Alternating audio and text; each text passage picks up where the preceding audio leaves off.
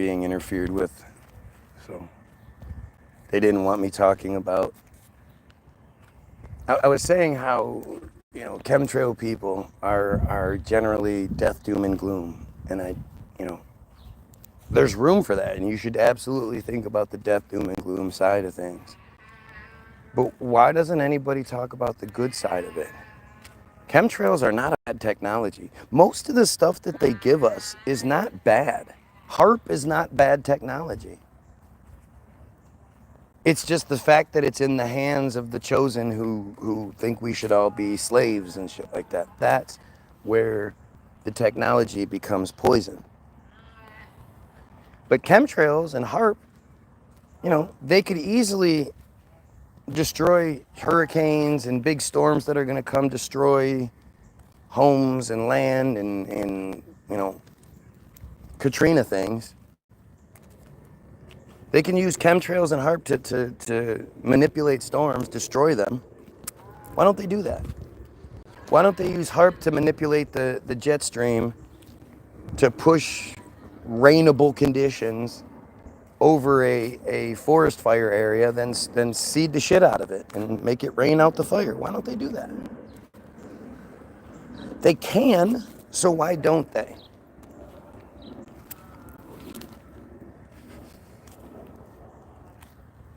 Like, these are the questions that we need to ask. We need to have answers to the questions. So much of our existence is us seeing, acknowledging fucked up things and but not getting answers to it and just being okay with it. It's really strange how it works. Matt, welcome back. They manipulate us on so many fucking levels. And it's all about getting us going in these crazy self-destructive circles so that we don't focus on them. Today I meant to read this, and I was going to read it yesterday, but I'm going to read it today instead. I'm not going to even bother. If you want to see the proof why I use Wikipedia, well, it's in every other video. But Wikipedia is the perspective that Israel wants us to have. That's simply that. And it's the number one source of information in the world. So I want to look up the binding of Isaac. Because the other day I read this article. I've read it before, but I read you guys the article by the newspaper, the online, the website, the newspaper, whatever, magazine, called Israel Hayom, Hayom. That's the name of the website. And the article that they put out is called Bottom of Darkness. And it's about the ritual sexual abuse that runs rampant in Israel and is very, very common, way more common than you think it is, than definitely should be.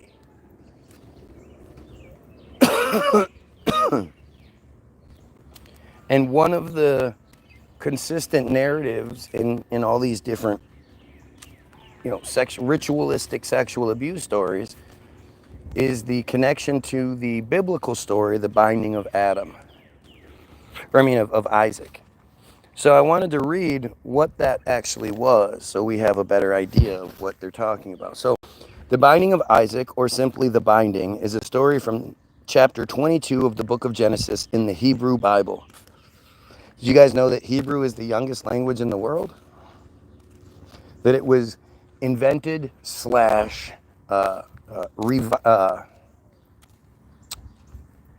revived, that's the word I'm looking for, revived in the late 1800s, early 1900s by a guy called Eliezer Ben Yehuda.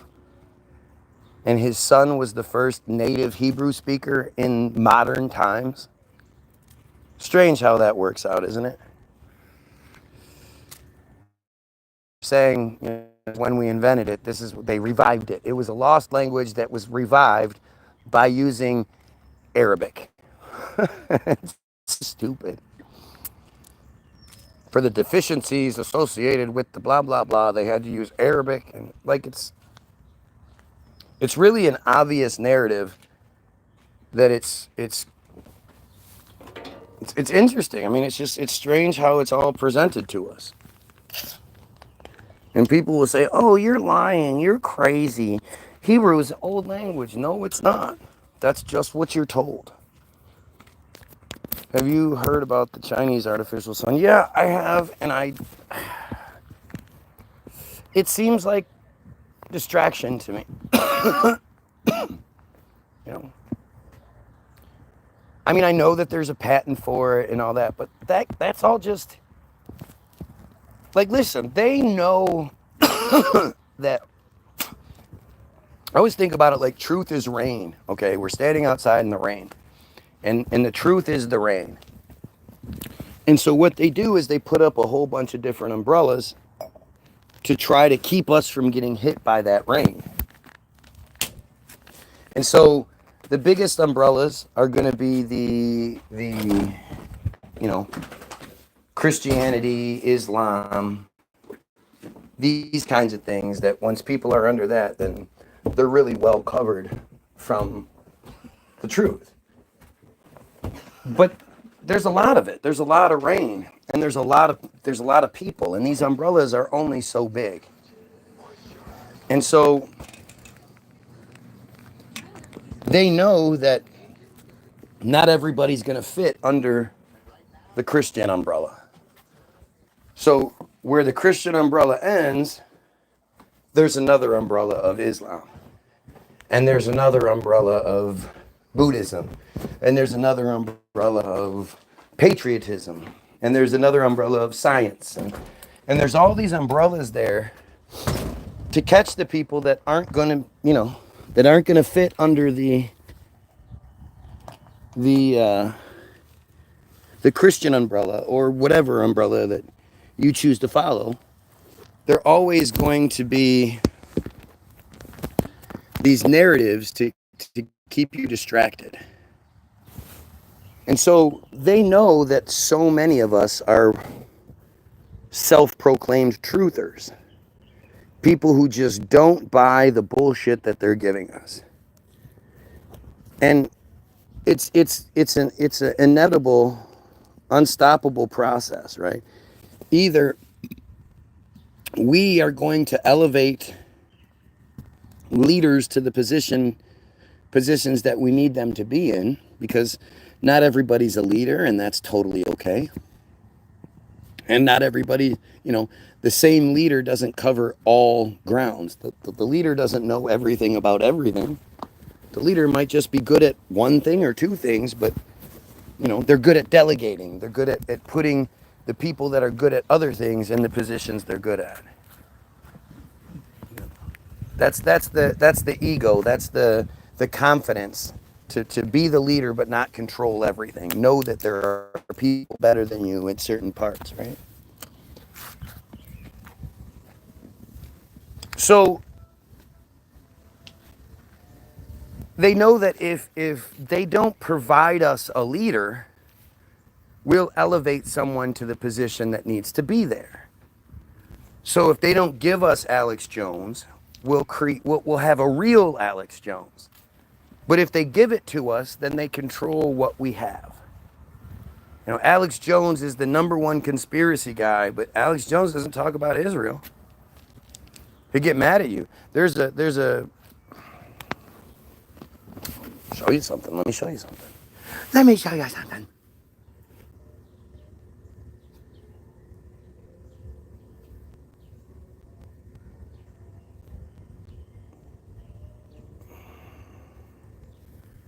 The Jews, Mr. Jones, have inflicted tremendous harm upon the United States. Let me ask you a question. From your perspective, should the Jews be gotten rid of? Yes, they should. In every country... All right, I'm going to stop you right there. I'm going to stop you right there. I am Jewish. There you go.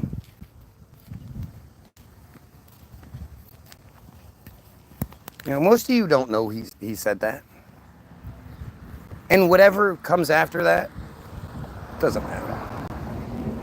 But you'll never see Alex Jones openly talking about this disgusting cult. Like, as much as he talks about, you know, the baby killers and Planned Parenthood and all this, he's not talking about Matitza Bape.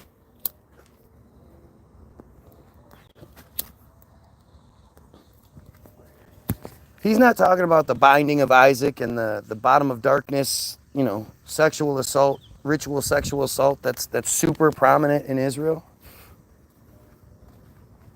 He talks about the things that they tell him to talk about that are these hot button topics that you know, as far as like the matters scale, like eliminating the pedophilia and the genocide and the J control is number one. Number two is the shit that Alex Jones likes to talk about. Number three, you know, but he doesn't talk about the number one thing because that's not part of the script he's given. As a matter of fact, he's given the script that says you need to prevent people from talking about these things. So when you get stories like artificial sun out of China and shit, well, I mean, how do you fly an artificial sun when there's already a sun up there? And whatever the sun may be, I don't claim to think it's a fucking giant ball 400 times the size of the earth that we revolve around. I don't believe that anymore. I did because I was supposed to. One of my favorite things is like when they show you like the camera that's supposedly looking at the sun. The one that catches the little tornadoes and flares that come off. Well, what camera is that? It sits still. It doesn't move. Where is that camera? And funny how they always show you that camera and it's just that one bottom corner.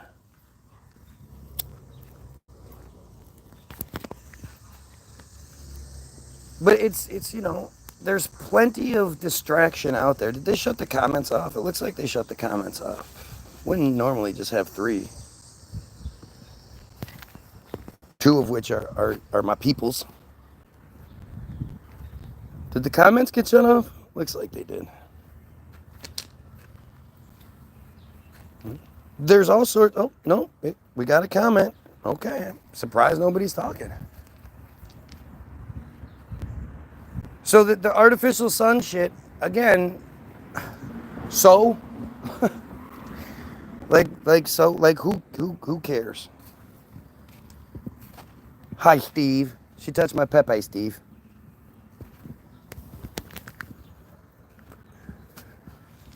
Oh, what? What did you say? Who burglars?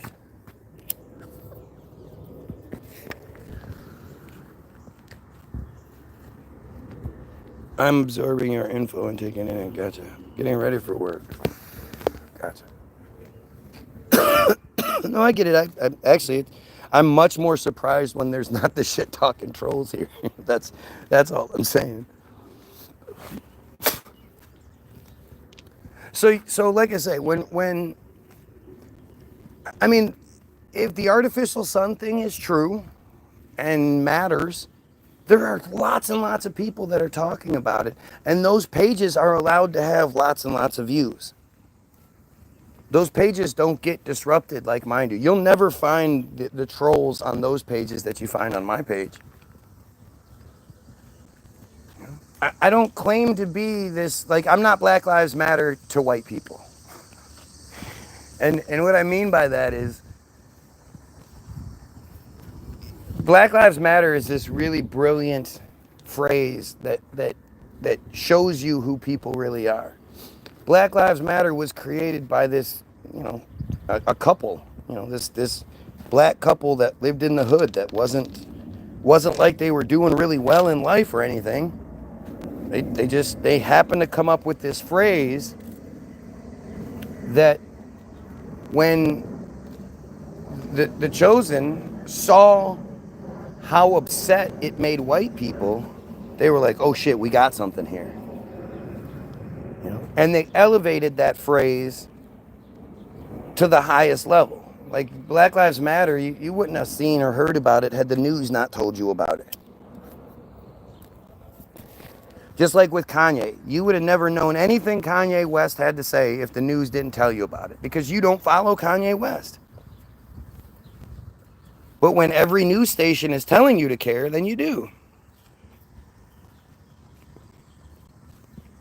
Appreciate it, Steve. It takes a big man to, to say things like that.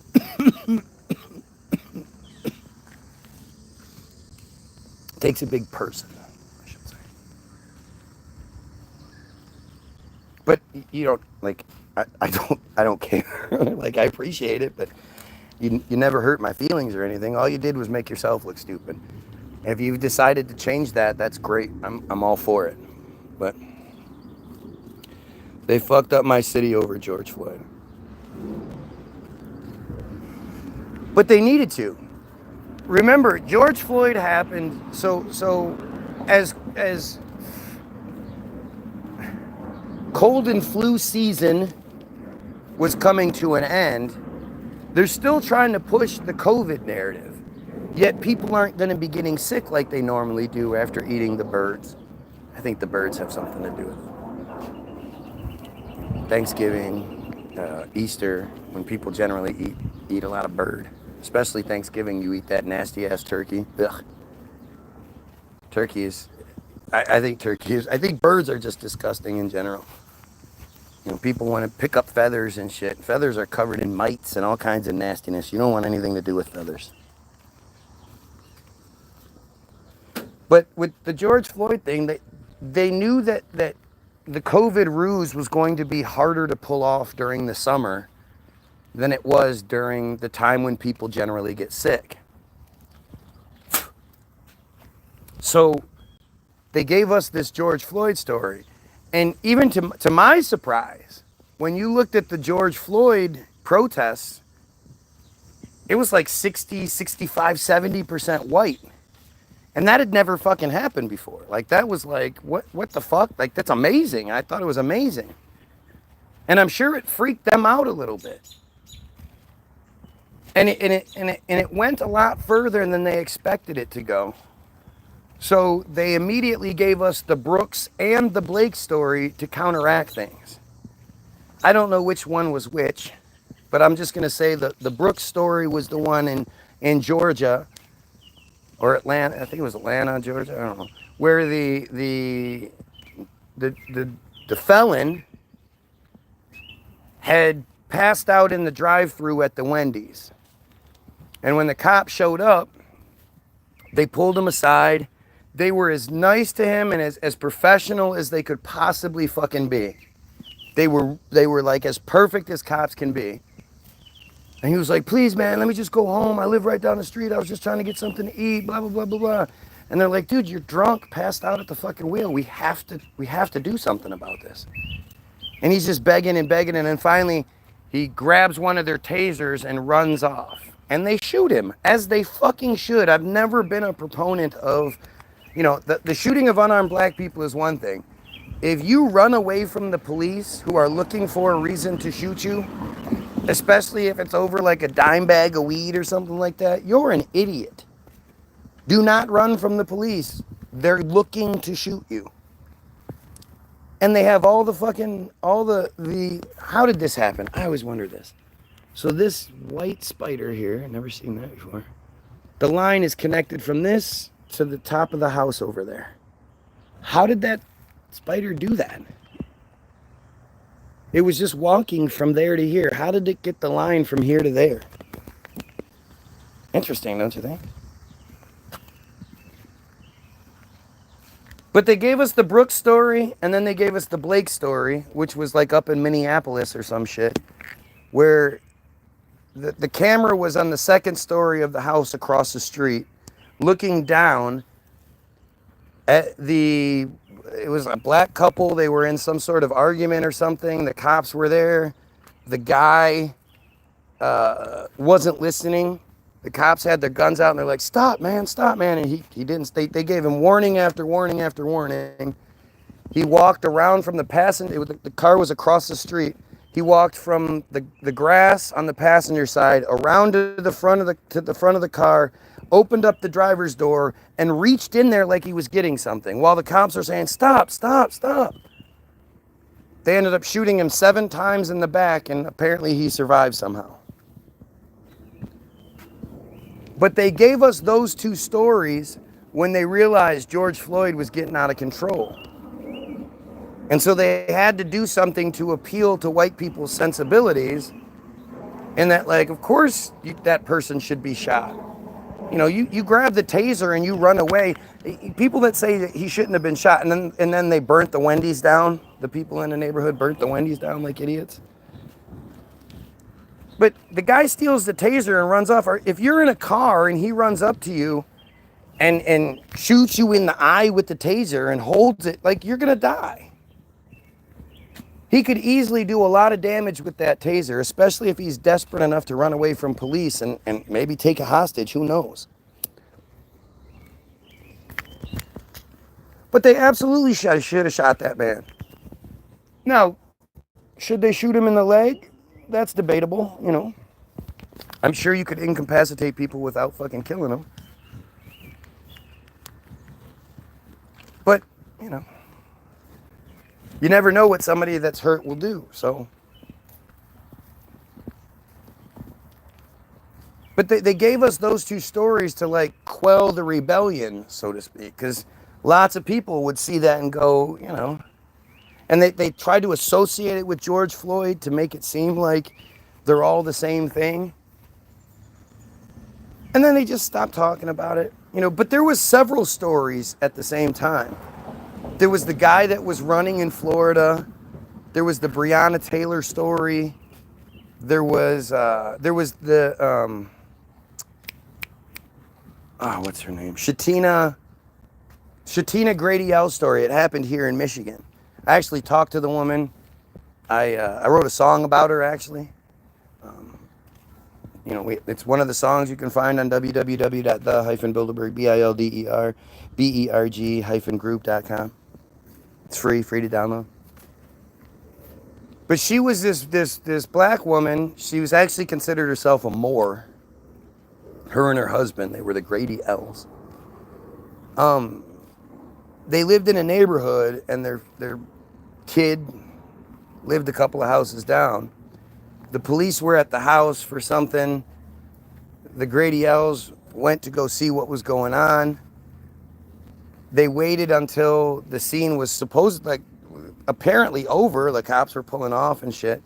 And so Shatina Grady L walked over to go see what was going on with her family. And this big ass white cop, big fat boy, 6'6" white fucking cop, got in her way and was like yelling at her and shit. And she was like, "What are you talking about? We waited. Like, what are you doing?" He ends up punching her in the face a couple of times. And the story gets picked up by the local news. She ends up getting interviewed by bitch ass Charlie Langford, who immediately, so she's there to be interviewed, her and her husband.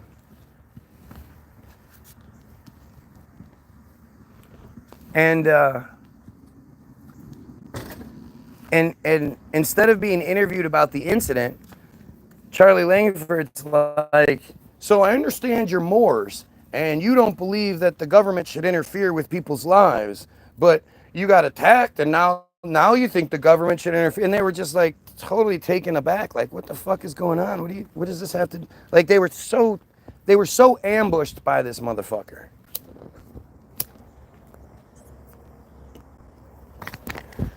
But they clearly had a plan, right? They clearly knew, like, they threw a couple of different stories against the wall and to see which one would stick. And then they highlighted that one, and the other ones just went away. I love that this guy knows all these incidents is proof that his smoking habit hasn't messed with his memory. Well, you'd think.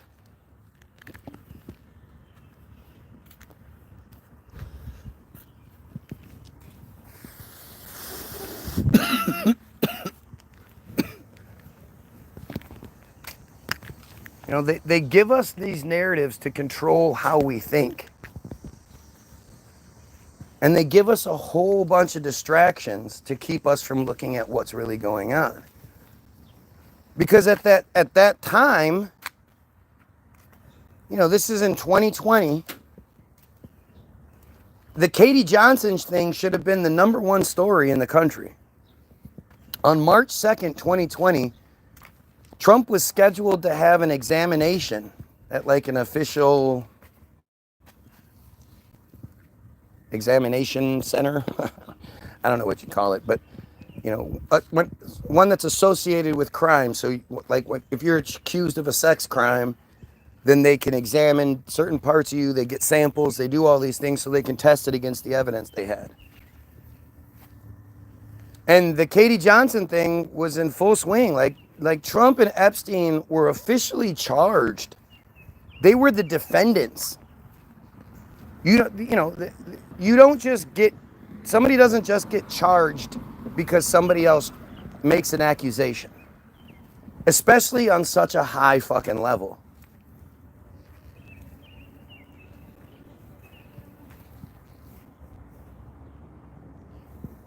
Sounds like bees, but maybe it's a drone from. You know, I don't know what ended up happening with the examination. It wasn't. There was no.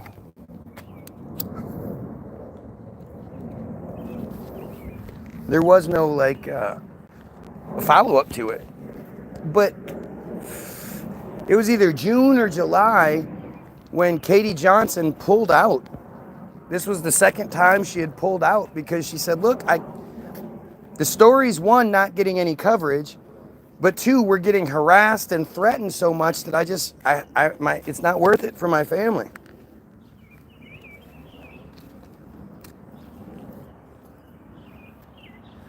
It's what they tried to do to me. They tried to harass my family and all that, but they didn't realize that my family and I don't see eye to eye as it is, so.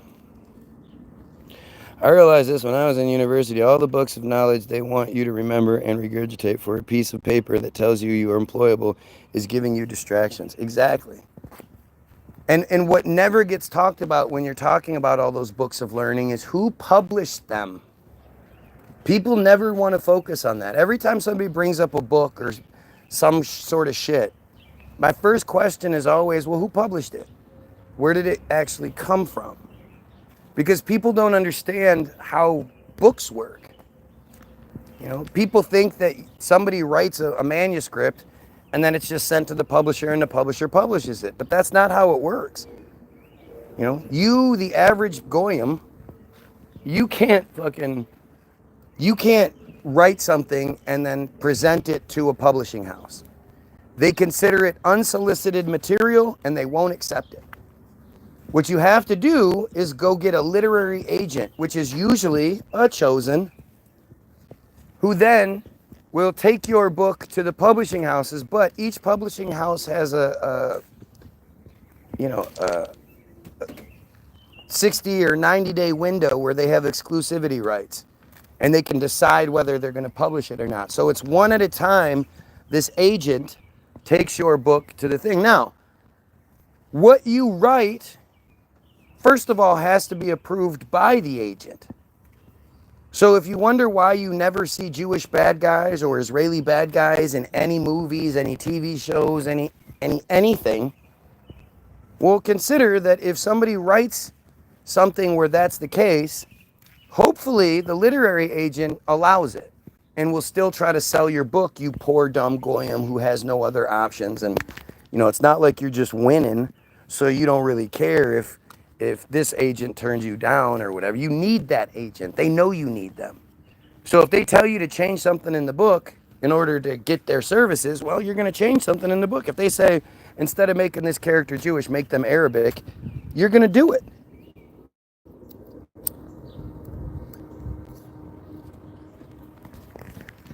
So after that, now you have the publishing house. The publishing house has lots of steps. There are proofreaders, there's the first editor, the second editor, the blah, blah, blah. Now it goes to the publishing house and they have the same power. If they see something in your book that they don't want to be there, they say, well, we won't publish it unless you change this. You've already gotten the literary agents, you've already gotten this far. What are you going to do? Tell them no? Of course not. The manuscript that someone writes generally isn't the book that you read. It's been changed significantly by the time that you read it.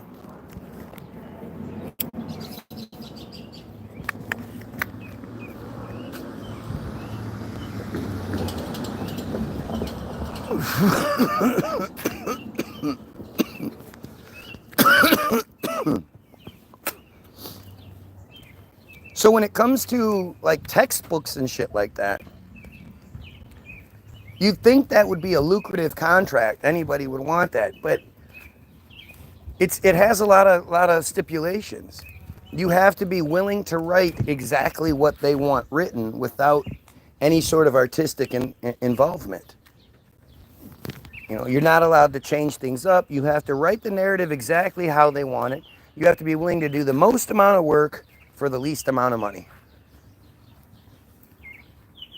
And more than likely, the publishing house that gets the gig is going to be a chosen publishing house.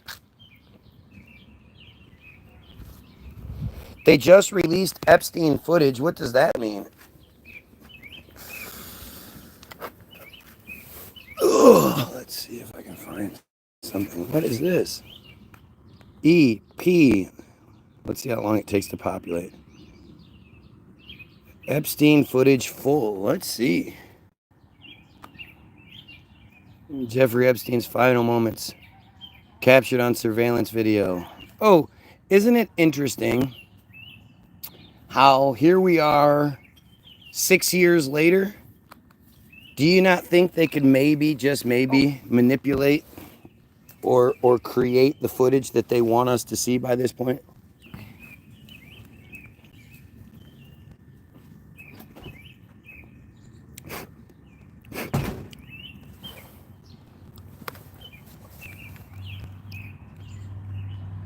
Let's see. If a woman does this pink salt hack for just 1 week, she'll notice a flatter belly and way less bloating.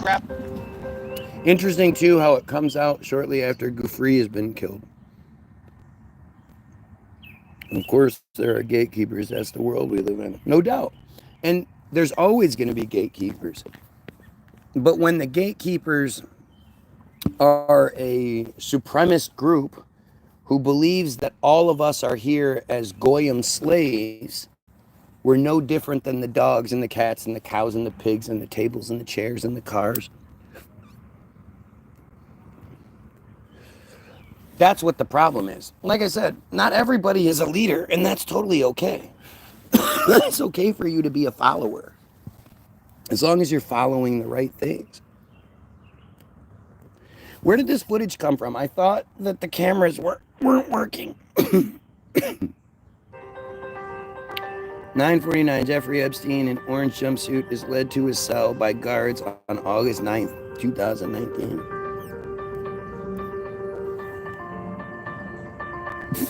You can't see his face. So, funny how... Okay, so... he's walking, but it just so happens that the guardrail blocks his face the whole time. Oh, come on.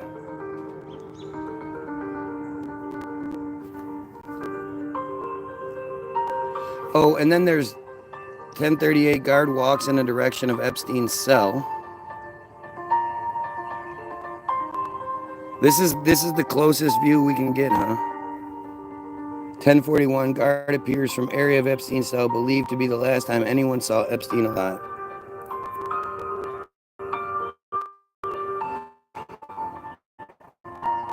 .68 guard delivers what appears to be food trays. What about the sleeping part?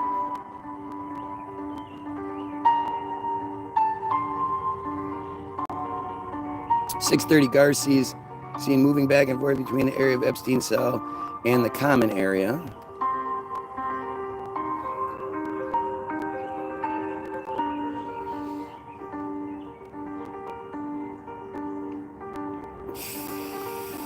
.34 more guards enter the common area, presumably after the discovery of the body. What the fuck is this? This is the footage everybody's going gaga over? What makes you think any of this isn't just a stage setup? It's all on purpose to say they have footage without being 100% verifiable footage, so somehow it's proof. None of this would hold up in court to identify, but it's good enough. Exactly. What the fuck is this?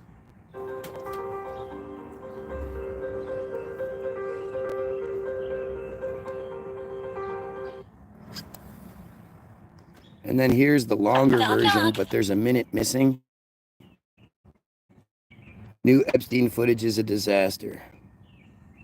Minute that's missing from Jeffrey. Hello, today we're talking about the 1 minute that's missing from Jeffrey Epstein's footage. We're talking about the mystery man that appears after lockdown.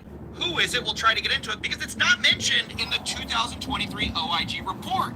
Now, just yesterday, we already talked about the DOJ FBI memo This guy, that was giving obtained his by props. Axios saying that Epstein killed himself, that you guys should stop making conspiracy theories because Kash Patel and Dan Bongino would never lie to you.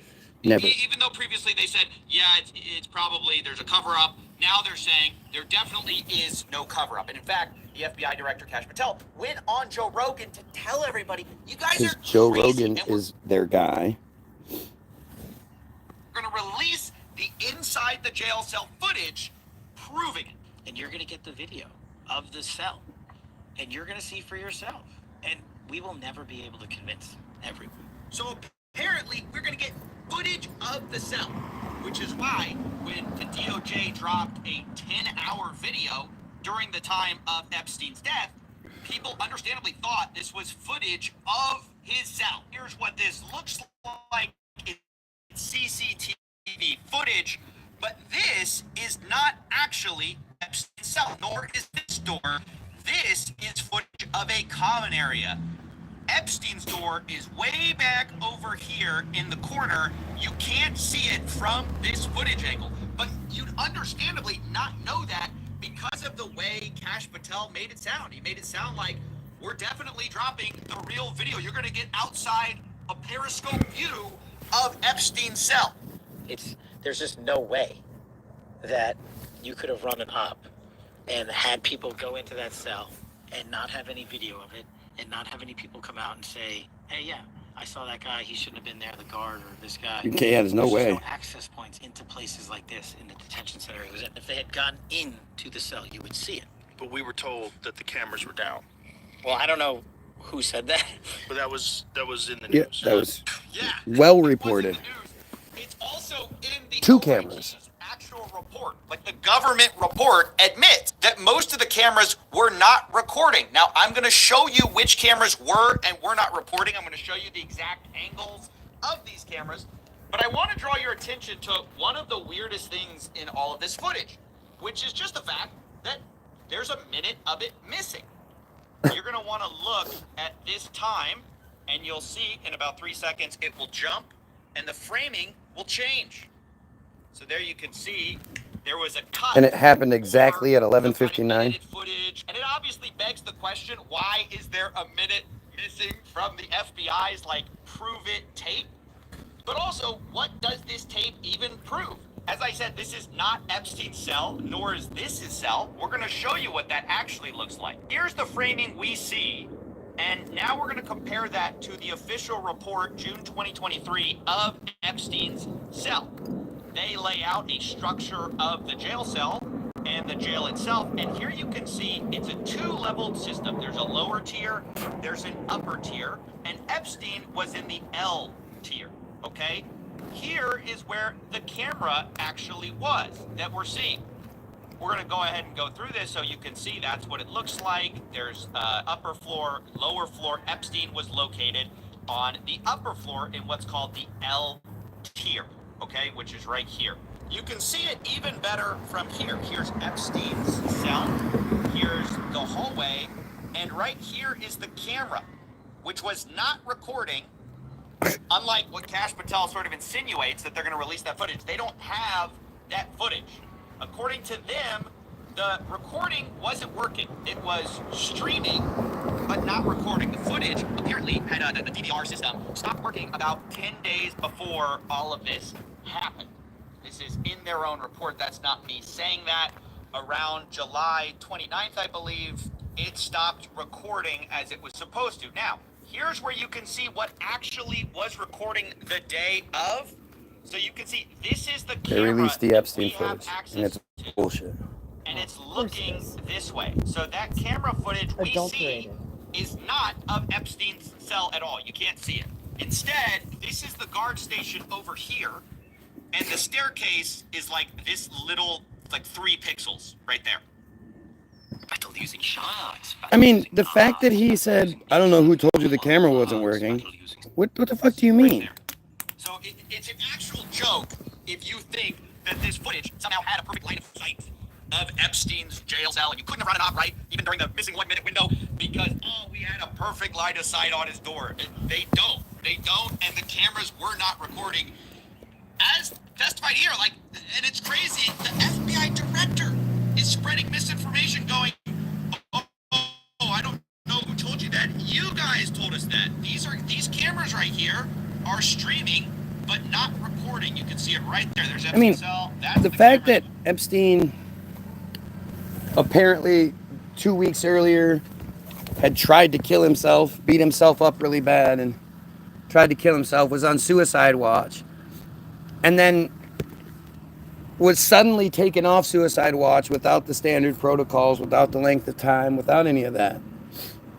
And then you look, why wouldn't there be a camera on, especially knowing the importance of this man, the importance of his narrative? Why wouldn't there have been a camera directly on him? Even if that's not standard, this guy was above standard protocols. So why would they not have a camera on him? That would have been on him. It's not there, and yet he goes in front of millions of people and tells people otherwise. It's so irresponsible. And if they had gotten into the cell, you would see it. But we were told that the cameras were down. Well, I don't know who said that. But that was in the news. Yeah, again, it wasn't just in the news. It was in the government's report. Okay, so that's that. So now we're going to So Joe doesn't go any further with it. We're actually getting footage of, right? So this is a video. You can see that's cell 46. Here's the camera that was recording, and you can see it highlighted. And there's here. literally no proof You'll that also this is see the same that the day or staircase anything like that. is partially obstructed because of this wall right here. Okay, so these tiny 3 pixels are seeing the edge of the staircase. Here's where they even highlight it for you. Again, this is not my diagram. This is the government's own diagram. This is the stairway to Epstein's cell. Here's the officer station, as we stated. And here's the non-recording camera. Again, this is the government and looking at Epstein's cell. According to them, there had been catastrophic disk failures and no recordings would have been available after July 29th, 2019. And of course, all this happened on August 9th to the 10th. For what reason? Now, an important thing is this mystery man that comes up in the footage. Because previously, I was kind of thinking this footage kind of didn't show anything. It definitely doesn't show that nobody was there because you can't really see it. The important cameras are missing. And there are ways to get in or through the staircase without people seeing you, which we'll kind of go over here. I think the idea that this was a perfect view of the staircase is just completely wrong, obviously. But there was also a whole narrative by government that everybody was in their jail cell by 8 p.m. This is according to the staff. They say at approximately 8 p.m., August 9th, all inmates were locked in their cells for the evening, and there was no indication that any other inmate could have gotten out of their cells. Epstein didn't have an inmate, so hence the idea is there's no way anyone could have gotten in there because everyone was locked up, right? Of course, we know now that some of the guards allegedly were either asleep or they deny that and they say they may have dozed off. Either way, what is for sure is that they didn't perform their checkups on the inmates. In fact, they falsified records to this, and they say no CO had checked on Epstein from approximately 10:40 p.m. on August 9th until 6:30 a.m. when Epstein was found. But this 10:40 p.m. is going to become extremely important because it turns out there was someone, what looks to be an inmate, out of his cell at 10:40 p.m. And the question is, who is that person? You can see this at 10:38 p.m. Remember, everyone's supposed to have been in their jail cell for 2.5 hours at this point. No prisoners. You can see a guard goes over to somewhere out of sight. We can't see it. None of the cameras were recording except for this one. And then moments later, we see a little bit of orange near the staircase. Now I'm going to have to zoom into this. It's extremely hard to You see, can see it. And but he you can walks up. see a little pixel of orange makes its way up the staircase, right? And then we're going to see the guard return to his chair, ostensibly locking someone up maybe at that time. But who is that person, right? Because previously we were told that everyone was in their jail cell at 8 p.m. 2.5 hours later, the guards take someone up, or it looks like that. You know, it's hard to see, but there's some sort of orange something going up the staircase to Epstein's cell block. Must have But been a then if we ghost. cross-reference that with this recent memo, we can surmise who that was. It says the FBI's independent review of this footage confirmed from the time Epstein was locked in his cell around 10:40 p.m. on August 9th until 6:30 a.m. Nobody entered any of the tiers of the shoe. So we're supposed to believe that Epstein now is that guy, the mystery man, who's outside of his cell 2.5 hours after lockdown. It's just sort of tossed in this memo here without any explanation, but it's never mentioned in the OIG's original report in 2023. In fact, the only thing that is mentioned is that Epstein was allowed an unmonitored phone call, which was against the rules. Why? But he was allowed it anyways, and he returned to his cell after the call, which was at 7 p.m. So again, we were led to believe he was in his jail cell at 8 p.m. by the official report, and then now the FBI's kind of come out and in one line said something quite remarkable, which is that several hours later, Epstein's returning to his cell, or somebody is. All we know, at least from this footage, all you can actually surmise from this is that somebody walked up those stairs at 10:40 p.m. with the guard, because the guard leaves his desk, some orange jumpsuit goes up there, and then the guard comes back to his desk. Now, I want to be clear, the OIG report mentions 10:40 p.m. several times as basically the last time that a CO checked on Epstein. That's how it originally was framed. In fact, instead, they basically say that Noel, one of the guards, was actually carrying linen or inmate clothing up to the L tier, which was the last time any CO approached the only entrance to the shoe tier in which Epstein was housed. So their theory at the time, I guess the theory was they were carrying up, they say inmate clothing. Basically the idea is they're carrying up an orange jumpsuit. And that's why you see orange there at 10:40 p.m. That's the official story in 2023, was that they were carrying Epstein, somebody's clothing up. Now we are finding out that that wasn't carrying clothing up. That was actually Epstein himself, for some reason, was locked in his cell at 10:40 p.m., way after lockdown, and we don't know why or how any of this happened. And then we know from the same report that the guards made false statements and falsified records saying that they had made mandatory don't rounds need to and be inmate respectful. counts, when in fact Listen, anybody that talks shit on the feed is just outing themselves. I love that they're here. I want as many shit talkers as possible because it shows you just how big the opposition is, or at least what they're willing to do, what they're willing to create. You know, the Team Jorge aspect of things, it validates my importance. If I wasn't so important, they wouldn't bother doing it. they had not. So, does any of this mean for sure that the conspiracy theorists are right? No.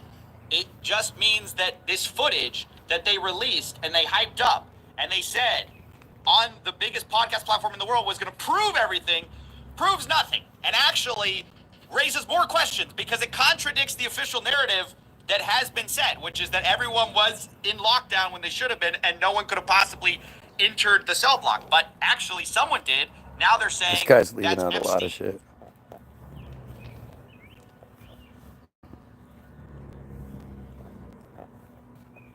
Oh, here's the missing footage. At Bell Tire, we're out to change the entire So when people tire started business. talking about it, they were like, oh yeah, here. This is the missing footage.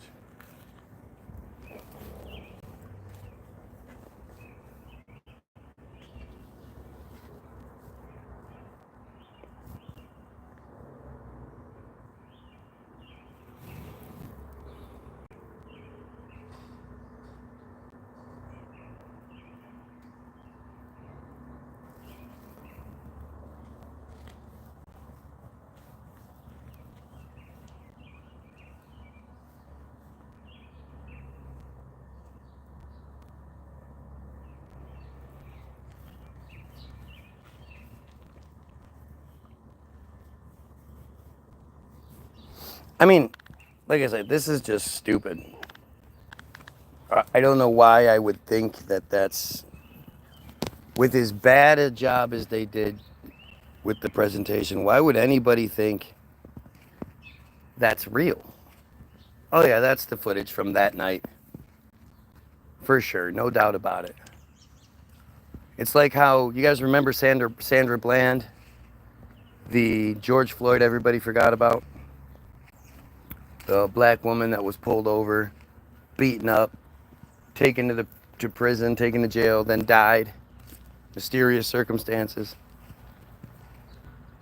It was a few months later, maybe even a few years later, when they finally released the footage. And again, it's this like, are we trying to believe that prisons and jails, prisons, that they can't afford to have the best surveillance footage possible? Like, why wouldn't they possibly have the very best, clearest footage there is? I mean, it's fucking stupid. You know, the fact that this Kash Patel guy is talking about, it's undeniable. You won't be able to deny it. It's proof positive that this. What are you talking about? There's no way that footage would hold up in court. And it you know, it's like, how we should be insulted by this. It shouldn't be this thing where we just go, oh, ho hum. We should be fucking insulted that this is what they give us and tell us, believe it. You better believe it or you're a conspiracy theorist.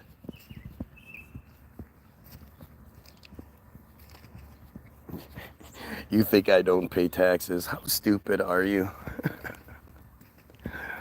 Oh, Jesus. I don't even get to pay taxes. They're taken from me. But you go right ahead and keep saying dumb shit, proving the point. Like, seriously, what reasonable person isn't fascinated by this story, doesn't see the holes in this story, isn't pissed off about it? They're much more concerned with me. You know, you're this video that I watch every day for hours, but I want you to stop doing it. Stop doing it. Like, what sense does that make? Now, let's see if I can make it make sense, right? Because let's just do this real quick. Let's see if this explains what we're dealing with.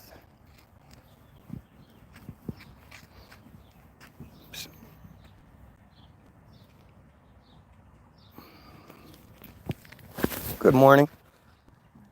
How are you today? Good.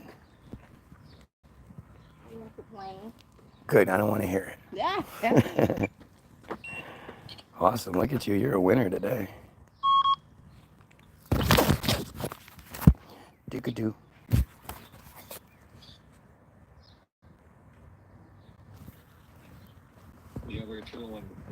Forget what your address is. 686, right? Mm-mm. No, 4. What was I thinking? I don't know. You got that boy on the phone, you're all distracted. That ain't good. Have a great day. You too.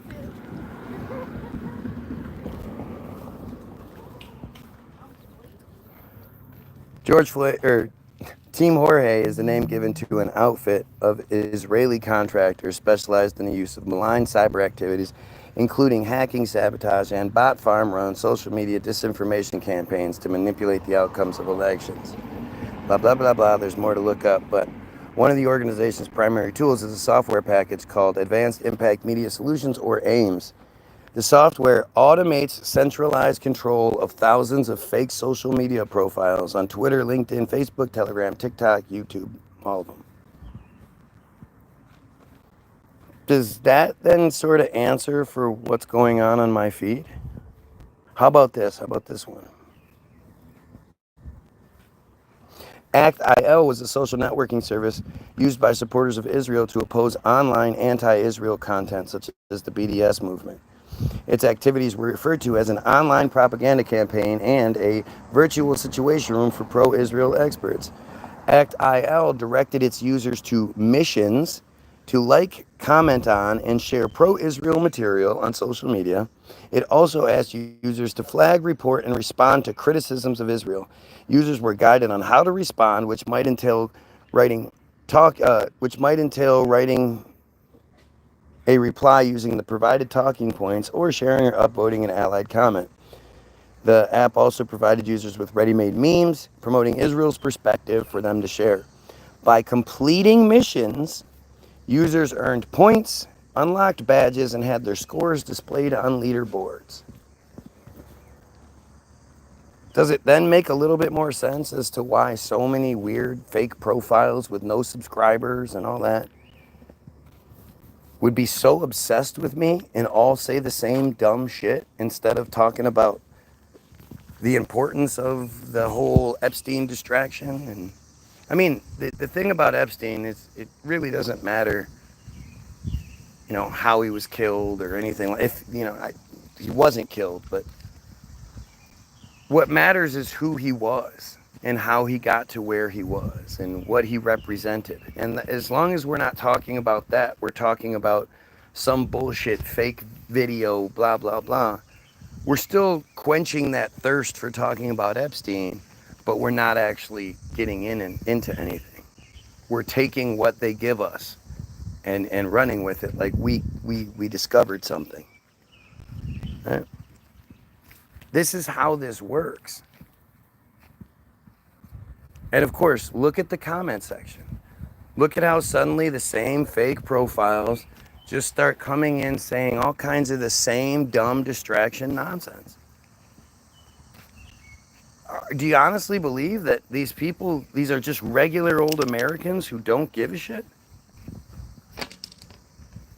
I mean, especially if you're an America First Trumpanzee, you should absolutely care about this guy that's associated with your boy. You should absolutely care about the biggest recipient of your tax dollars in the world. The people that live free lives, free housing, free food, free healthcare, free education, free everything because of you. But I'm just supposed to believe we're all supposed to believe that these are just regular old people all saying the same dumb talking points, trying their very best to distract from what's actually going on. You tell me this makes sense? This seems realistic?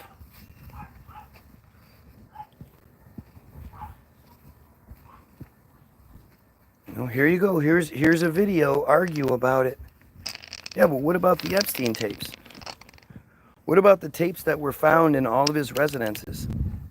The video cassettes, the CDs, the fucking the flash drives, all of the different mechanisms, mediums for recording information that had the name of the person, the name of the victim, and how old they were written on it.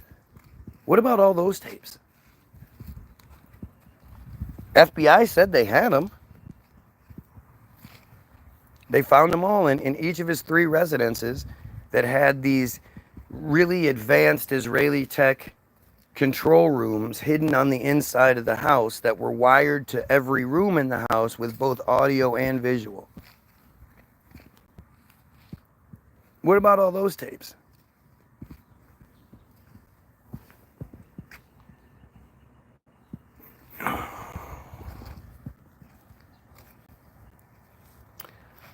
Let's see. I'm real as well, right?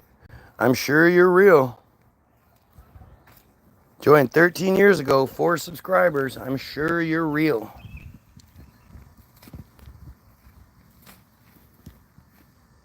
The real people that want us to stop talking about the pedophilia, stop talking about Israel, stop talking about the chosen control, stop talking about the genocide. You are real as hell, that's for sure. With your fake ass profile. And the thing is, all of these idiots have the chance to prove that they're real. This is the thing that's just so obvious. I've been saying for well over a year, make a quick 5-minute video where you're doing the same thing I'm doing. You're talking to the screen, showing your face, explaining just why, explaining how I suck, why I'm wrong about whatever topic you choose to do. Explain why you come to my feed for hours every day, whatever you need to do. But make a video, title it Guy Williams Sucks, showing your face, and then send the link. Or at the very least, come to the feed and tell me, hey, I titled it Guy Williams Sucks Part 22 or whatever, just to distinguish your shit. And I can search that, and then I'll show it on the feed, and I'll show you that there are actual real people in here that don't give a shit about the pedophilia, don't give a shit about the genocide, want me to stop talking about those things, want me to stop talking about the Israel control and all that. All you gotta do is just show it, prove it. And yet for some reason, all of you who desperately want me to believe you're real won't do it. Right? Oh, I should hop on a call with you.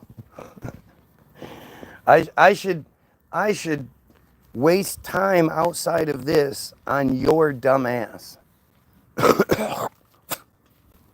What sense would that make?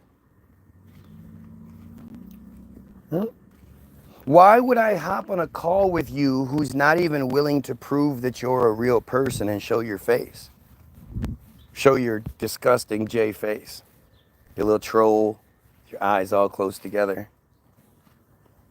Gotta hold it to the side so we can see around your schnoz.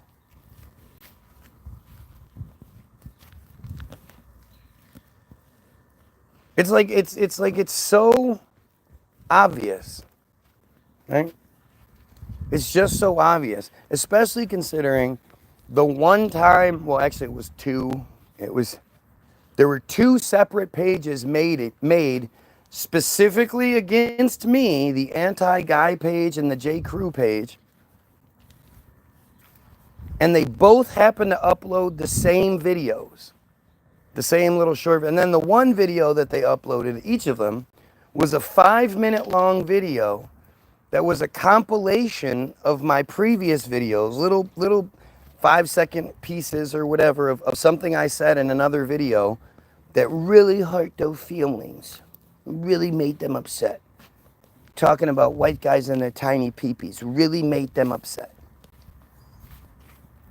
They edited the videos, they drew on the video, they wrote over the video. And then in between the clips of me, they used Israeli propaganda, a whole bunch of different clips from Israeli propaganda. How long do you think that video took to put together? I bet it was longer than the 5 minutes I'm asking for. And yet, doesn't show anyone's face. And this was supposed to be like the haha, we prove we're real video? Do you not get how fucking ridiculous it is? How ridiculous it is to think that somebody made a compilation video of me to begin with? I'm supposedly not important. I'm supposedly don't matter. And yet you have all these videos not only saved, but like the part that you don't like is written down, what time, whatever the timestamps and all, so you know exactly which parts to get your little clips from. And then you have all these other pro-Israel clips, memes and whatnot that you've been provided. That video, that 5-minute video did more to prove what I'm saying than just about anything I could actually say.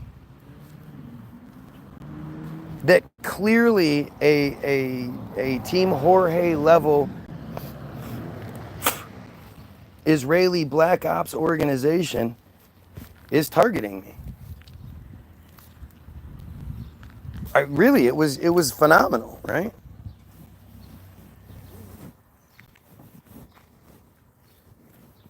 And this is all they do. They just keep saying the same fucking thing. You talking about 12-year-old body? I seen that the other day. Yeah, love to see that video. The stupid things you guys say because you can't address what's being said. Right? Yep, I'm being mocked in a way that Nobody else does. You can't show me other examples of people getting mocked that way. And again, you're mocking the guy that thinks we should kill pedos, stop genocide, and eliminate the J control scheme. That's the guy you're mocking because you are not a pedo and not a J? Why would that make sense? It's like you're so stupid you don't even see how everything you say just validates what I'm saying. We're just mocking you. You're a weird motherfucker. Every single day for hours at a time, I'm the thing that you choose to do. And then when I'm not live, you're making all these videos and shit about me.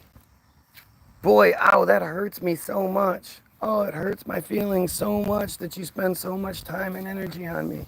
Oh, how will I ever get by?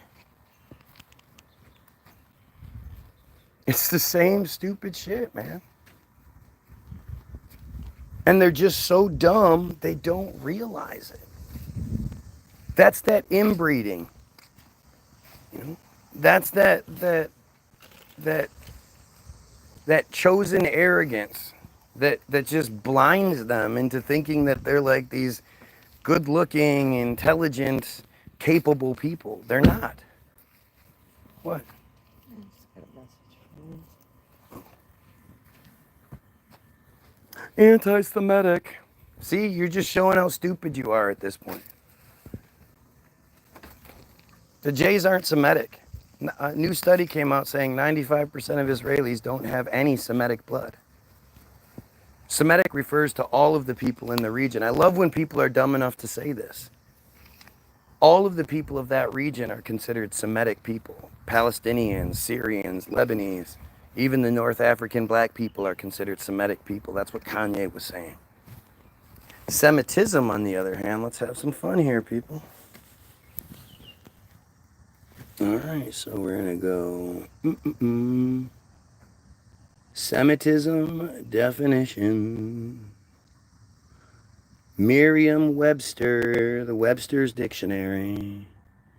Semitism definition. Semitism. We're on the Semitism page. Number 1A, Semitic character or qualities. Number 1B, characteristic feature of a Semitic language occurring in another language. Number 2, policy or predisposition favorable to bad guys. Policy or predisposition. Semitism. Eh? Semitism. Policy or predisposition favorable.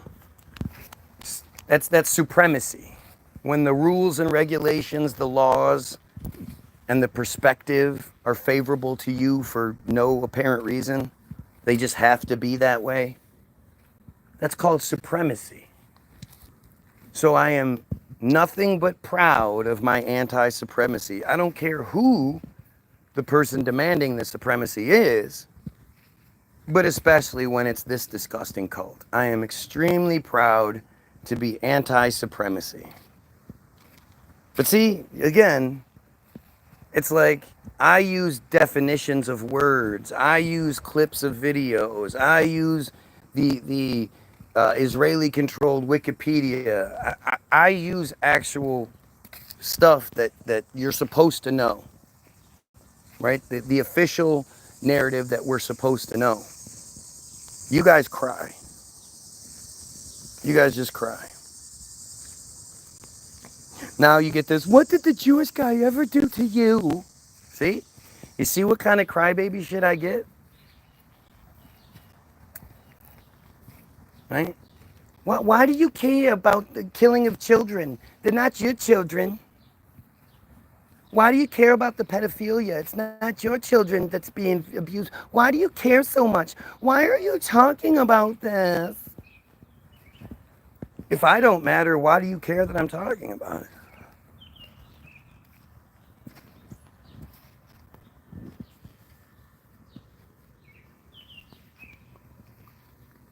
Look at how goofy this shit is. They're not going to address the definition of the words. They can't. They're too stupid. They're not going to address any of the political stuff, the AIPAC stuff, the ADL stuff. They're not going to address it. They're stupid. They're the ones that are dumb enough to say if you open up the books on Israel, you demonize Israel. You can open my books all you want. I'm not embarrassed about anything I've ever done. You know, I've made mistakes, but it's not something that I'm like, oh, please, I don't want anybody to know about it because you demonize me. Israel doesn't want the UN opening up the books on Israel because it demonizes them. Because what they've done is demonic. It's so bad that it makes them look like demons.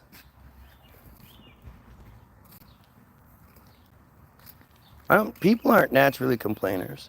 They are. Like, I love the idea of, oh, what was it? 600,000? Yeah.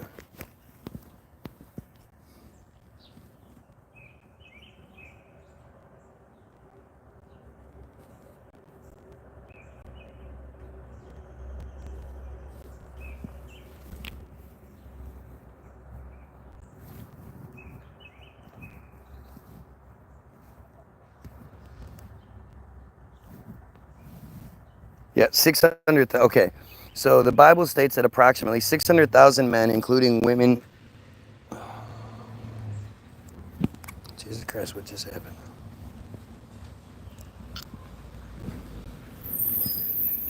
The Bible states that approximately 600,000 men, not including women and children, left Egypt during the Exodus. This suggests that a total Israelite population of around 2 to 3 million people, according to Horah. However, some scholars and historians debate these numbers and suggest alternative interpretations or question the historicity of the Exodus narrative according to multiple sources. Anybody with a fucking brain should question Exodus. If you're saying around 2 to 3 million people of them walked around the desert for 40 years, like, how do you feed 2 to 3 million people walking around the desert? That's what we're going to do tomorrow.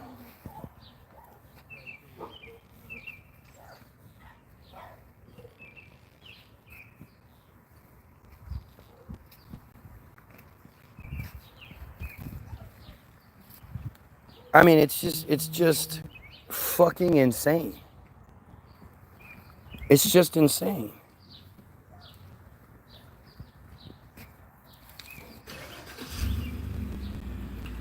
Look at the dumb Watson page.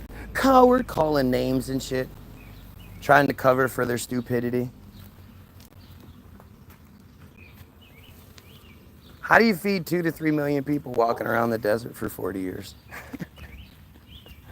How do you walk around the desert for 40 years to begin with?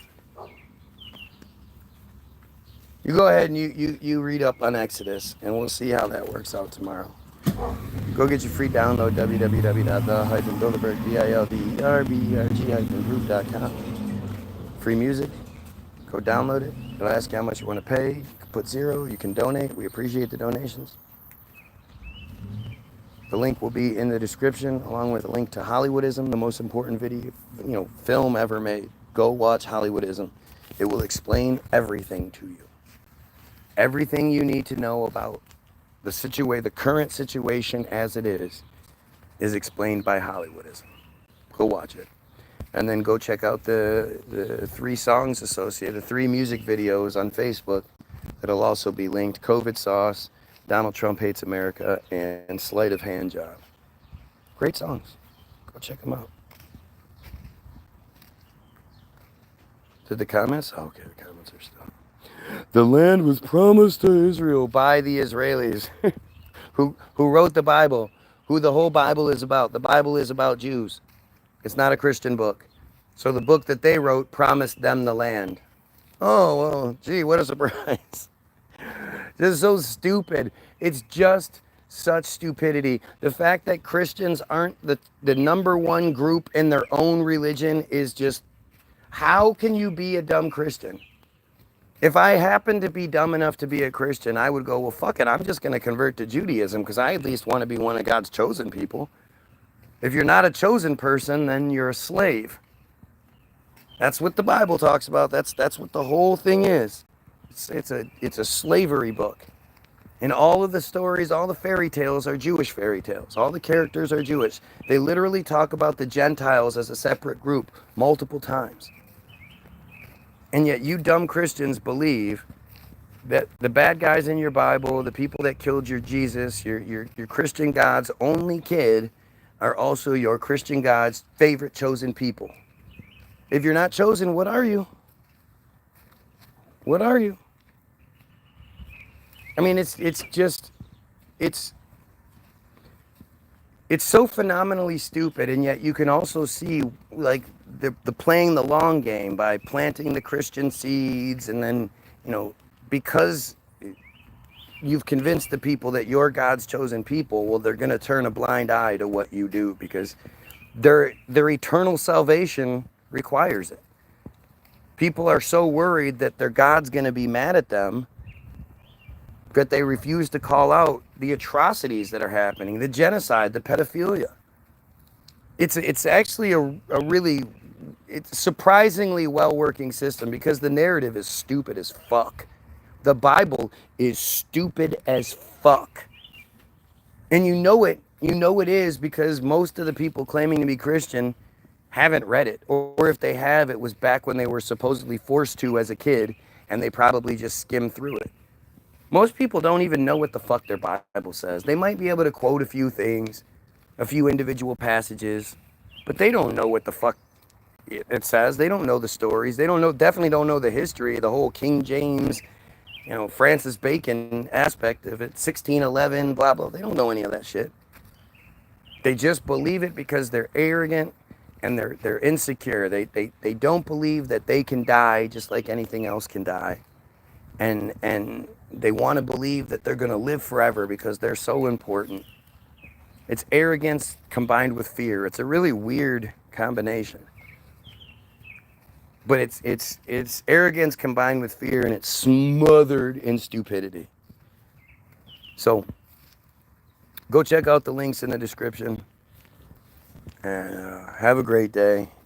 And most importantly, Watson and the rest of you pedophiles, kill yourself.